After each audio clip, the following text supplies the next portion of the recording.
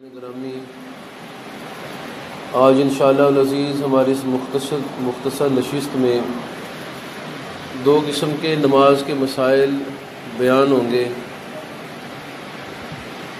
پہلا حصہ نماز کے اوقات کے حوالے سے شرعی احکامات کیا ہیں، اور دوسرا حصہ ہے کہ نماز کی ادائیگی کن کن اوقات میں نہیں کی جا سکتی۔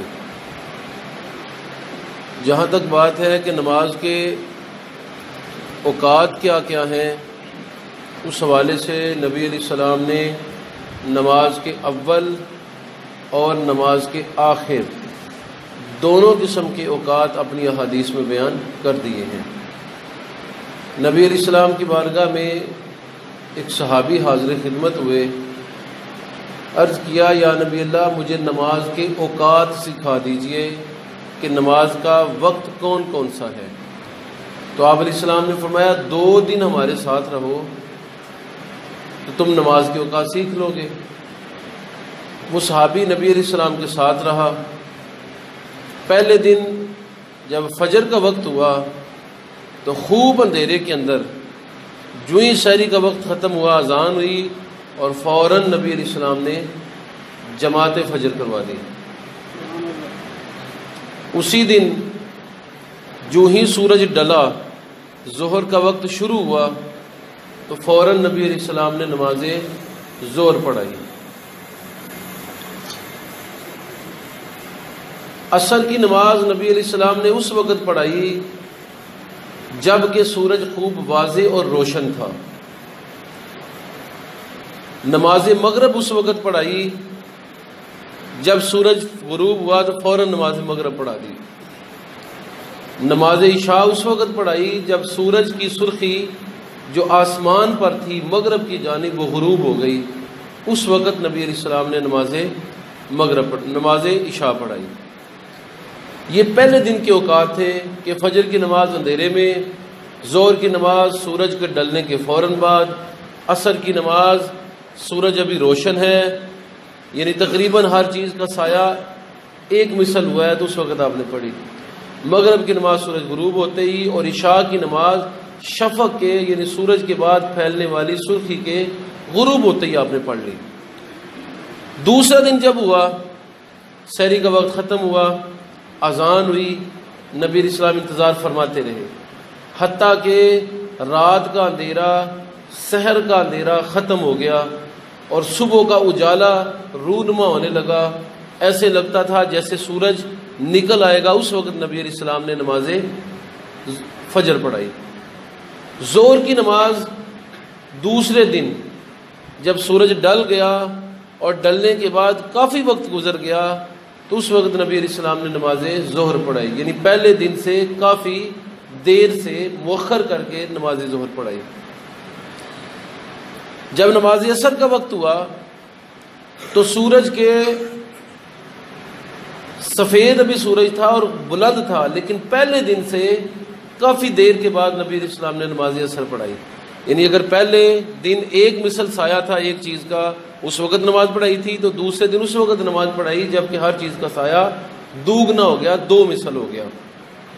نماز مغرب سورج کے غروب ہونے کے بعد نبی علیہ السلام نے پڑھائی، لیکن دیر سے، وقفہ اس میں دیا۔ اور نماز عشاء 1/3 رات گزرنے کے بعد پڑھائی، یعنی پہلے دن سے تقریباً کوئی پونا گھنٹہ 1 گھنٹہ دیر سے نماز پڑھائی۔ پھر آپ نے فرمایا کہ نماز کا مسئلہ پوچھنے والا کون ہے؟ تو صحابی نے عرض کیا یا نبی اللہ، میں حاضر خدمت ہوں۔ فرمایا کہ تمہاری نماز انہی اوقات کے درمیان میں ہونی چاہیے۔ تو نبی علیہ السلام نے نماز کے اوقات خود صحابہ کرام کو سکھائے ہیں، اور اس حوالے سے امامت جبرائیل کا بھی ایک ذکر حدیث کے اندر آتا ہے کہ نبی علیہ السلام کے ساتھ 2 دن جبرائیل نے نماز پڑھائی ہے۔ 2 دن، پہلے دن یہ ہوا کہ نماز فجر خوب اندھیرے میں پڑھائی جبکہ دوسرے دن خوب اجالے میں پڑھائی۔